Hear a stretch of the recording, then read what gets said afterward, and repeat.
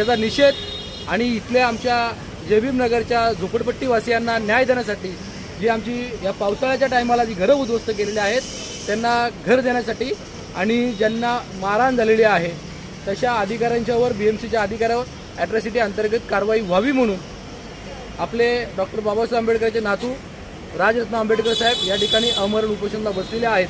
मी समाजाच्या बांधवांना विनंती करतोय की इथे कुठलाही प्रकार चुकीचा घडू शकतो, कारण का आम्हाला अशा प्रकारे कैद या ठिकाणी करून ठेवलेले आहेत। आणि हे आता आम्ही इथे रस्त्यावर बसलेलो आहोत, उन्हामध्ये पावसामध्ये आता आम्ही इथेच बसणार आहोत जोपर्यंत प्राणत्याग करत नाही किंवा आमचे जे मुद्दे आहेत ते सॉल्व्ह होत नाही तोपर्यंत। आणि पोलिसांचा एक मला प्रश्न आहे की ही उपोषण करण्यासाठी तुमच्याकडे कोर्ट ऑर्डर आहे का? आता कोर्ट ऑर्डर घेऊन उपोषण केलं जातं का हा माझा कायद्यातल्या सगळ्या तज्ज्ञांना प्रश्न आहे, सुप्रीम कोर्टाच्या लॉयर पासून जजेस पासून ते मुंबई हायकोर्टाच्या जजेस पर्यंत, की उपोषण करण्यासाठी कोर्ट ऑर्डरची गरज असते। दुसरं त्यांचं म्हणणं आहे की विहाराच्या बाहेर उपोषण करायचं नाही। मग मनोज जरांगे जर मंदिराच्या बाहेर उपोषण करू शकतात, मग आंबेडकर बुद्ध विहाराच्या बाहेर उपोषणाला का बसू शकत नाही? काय उपोषण करताना पण मुंबई पोलीस या ठिकाणी जात बघून उपोषण करायच्या परवानगी देणार आहेत का?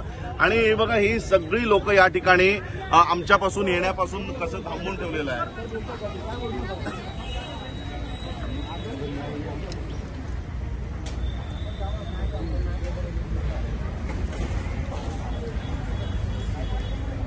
म्हणजे या ठिकाणी मुंबई पोलीसही आम्हाला आमच्या विहारात जाऊ देत नाही। हा एक खूप मोठा अत्याचार या ठिकाणी मुंबई पोलिसांचा बौद्धांवर सुरू आहे की या ठिकाणचे बौद्धही बुद्ध विहारामध्ये जाता येत नाहीत, अशा पद्धतीची परिस्थिती आहे। आणि म्हणून मी वेळोवेळी तुम्हाला सगळ्यांना अपडेट देत राहीन की काय आता सुरू आहे। आता सध्या आम्ही रस्त्यावर बसून आहोत, बॅरिकेडवर बसून आहोत आणि इथेच बसून राहणार आहोत। इथून माझं गेलं तर प्रेतच जाईल आणि जे काही मला यांनी सांगितलं आम्ही तुम्हाला ताब्यात घेत आहोत, आम्ही ताब्यात घ्यायला तयार आहोत। तुम्हाला माझ्यासोबत जे करायचे ते करा, 3rd डिग्री द्यायची 3rd डिग्री द्या, मी माझा प्राण माझ्या लोकांसाठी द्यायला हसत हसत द्यायला तयार आहे। आणि त्यामुळे कमीत कमी माझा प्राण गेल्यानंतर तरी आमचे बौद्ध पेटून उठतील अशा पद्धतीने मी बौद्धांना आवाहन करतो। बस एवढंच मला आजच्या प्रसंगी सांगायचं आहे। जय भीम। एक मिनिट। सर्वांना क्रांतिकारी जय भीम, जय शिवराय, जय संविधान। आज या देशामध्ये खरंच भारत स्वतंत्र झालाय का हा आमचा या ठिकाणी या प्रशासनाला या शासनाला एक प्रश्न या ठिकाणी निर्माण करतोय, आम्ही एक उपस्थित करतोय।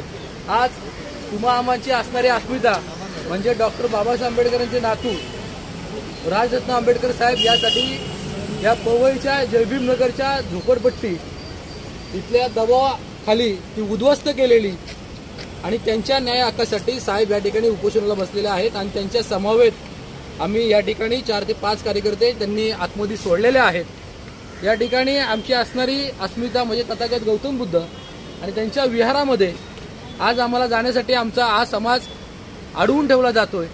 आणि खऱ्या अर्थानं मी सर्वच बौद्धांना आवाहन करतोय, मगाशी साहेबांनी देखील आवाहन केलेलं, परंतु या ठिकाणी प्रशासनाने जामर लावल्यामुळे आमची कोणतीही स्क्रिप्ट आज बाहेर जात नाही।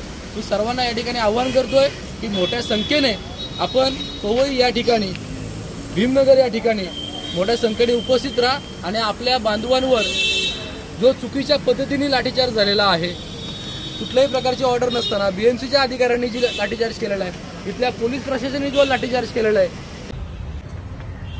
जय भीम, नमो बुद्धाय। आज 18 जून 2024 दुपारी 1:30 वाजल्यापासून मी या ठिकाणी उपोषणाला आमरण उपोषणाला बसलेलो आहे। हे पवई हिरानंदानी या ठिकाणचं बुद्धविहार आहे आणि हा बुद्धविहार परिसर आहे।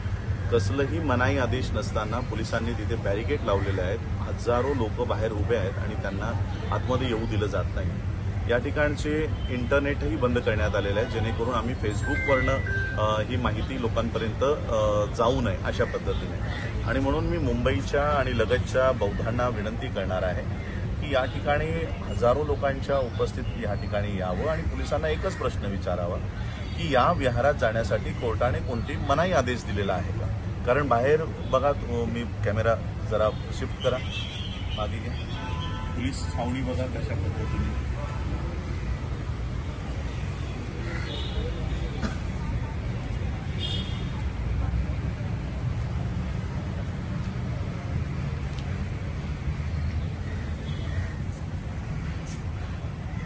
अशा पद्धतीने बुद्धविहाराच्या या परिसरामध्ये पोलीस म्हणजे ज्या ठिकाणी अहिंसा राबवली जाते त्या ठिकाणी पोलीस इथे रायफल घेऊन उभे आहेत, शूजमध्ये आहेत, बुटांमध्ये आहेत आणि या पवित्र स्थळाचं जी काही रिस्पेक्ट आहे तो पूर्ण संपवण्यात आलेला आहे. आणि म्हणून मी मुंबईच्या जवळच्या सगळ्यांना आणि महाराष्ट्रभरातल्या बहुतांना आवाहन करणार आहे की आज हे आंदोलन आम्ही उभं केलेलं आहे. आंदोलन 2-3 कारणांसाठी आहे. पहिलं कारण की BMCला कसलेही अधिकार नसताना पावसाच्या सुरुवातीला यांनी 750 कुटुंबियांची घरं उद्ध्वस्त केलेली आहेत, जमीनदोस्त केलेली आहेत. तो अधिकार उपजिल्हाधिकारी निष्कासन विभागाचा असतानाही BMCच्या अधिकाऱ्यानं हे काम केलेलं आहे. त्यामुळे पहिली मागणी आमची आहे की BMCच्या ज्या अधिकाऱ्याच्या सहीने हे काम झालेलं आहे त्याच्यावर ॲट्रॉसिटी ॲक्टनुसार गुन्हा दाखल व्हावा.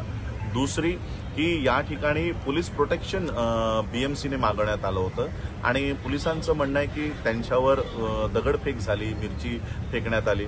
आम्ही त्याच्यावर कोणत्याही गुन्हेगाराला सोडा म्हणून विनंती करत नाही आहोत, परंतु पोलिसांनी ज्या पद्धतीने लोकांना मारहाण केलेली आहे, गर्भवती स्त्रीचा एका गर्भपात झालेला आहे, 10 वर्षाच्या मुलांना मारलेला आहे, 70-80 वर्षाच्या मुलांना मारलेला आहे आणि म्हणून ज्याच्या नेतृत्वात हे अशा पद्धतीने बेदम मारहाण झालेली आहे त्या सिनियर PIsला निलंबित करून त्याच्यावरही ॲट्रॉसिटी ॲक्टनुसार हा गुन्हा दाखल व्हावा ही आमची दुसरी मागणी आहे. आणि तिसरी मागणी की 750 घरं यांनी या ठिकाणी उद्ध्वस्त केलेली आहे, त्या 750 कुटुंबियांचं पुनर्वसन झालं पाहिजे. मुंबईच्याच आमची पहिली मागणी असणार आहे की त्याच ठिकाणी जर हिरानंदानीला त्या ठिकाणी अलिशान टावर बांधायचं असेल तर शेजारीच या 750 कुटुंबियांसाठी एखादी SRE सारखी इमारत बांधून द्यावी, अन्यथा त्याच दर्जाची मुंबईमध्ये कुठेही त्यांना पक्कं घर या पावसाळ्यामध्येच बांधून देण्यात यावं. या 3 मागण्यांसाठी मी आमरण उपोषण करण्यासाठी या ठिकाणी बसलेलो आहे. जोपर्यंत या मागण्या पूर्ण होत नाही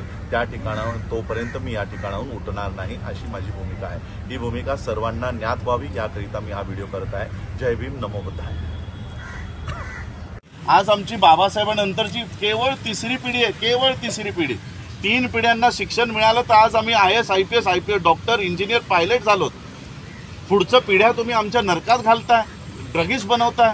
त्यामुळे आम्हाला चांगलं एक या सगळ्यांची एक चांगली व्यवस्था व्हावी, याच्या पलीकडे आमचं काही मागणी नाही आहे.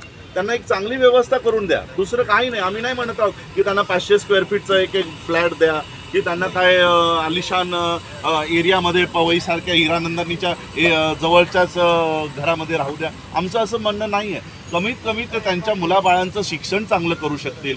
2 पैसा ते कमवण्यासाठी कुठे रात्रीची नोकरी करत असतील तर घरी परतात सेफली घरी येऊ शकतील अशी एखादी जागा आम्हाला द्या आणि ती त्यांना मान्य असली पाहिजे. बरोबर आहे? माझं मी पदरचं काय मागणी करतोय का?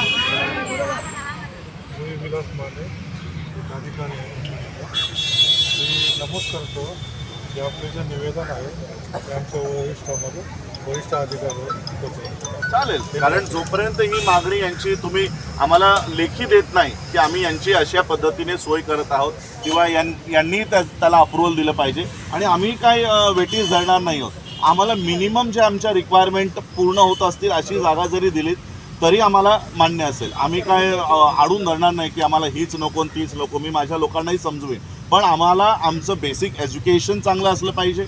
नोकऱ्यांची व्यवस्था, आम्ही नोकऱ्या नाही मागत आहोत, महाराष्ट्र शासनाकडे नोकऱ्या नाही मागत आहोत. कमीत कमी ज्या काही प्रायव्हेट कंपन्यांमध्ये आमची लोक कामाला जातील, गृहिणी म्हणून ते लोकांच्या घरी घरकाम करायला जातील, परत येताना एक सेफ्टी त्यांना मिळावी, एक चांगलं वातावरण मिळावं, बस एवढीच आमची मागणी आहे. असा एरिया आम्हाला तुम्ही देऊ करा. कुठेतरी पडक्या आणि क्रिमिनल्स लोकांमध्ये आम्हाला पाठवू नका. तुम्ही जिथे दाखवलेलं आहे तिथे लोकांनी म्हणजे सांगितलं की तिथे खूप म्हणजे एकदम डोंगरात आहे, जिथे अडचण आहे त्या अडचणीमध्ये नाही जायचं लोकांनी. तर आता साहेबांनी सांगितलं त्या पद्धतीने तुम्ही तुमच्या वरिष्ठांशी बोला. बस आमची एवढीच मागणी.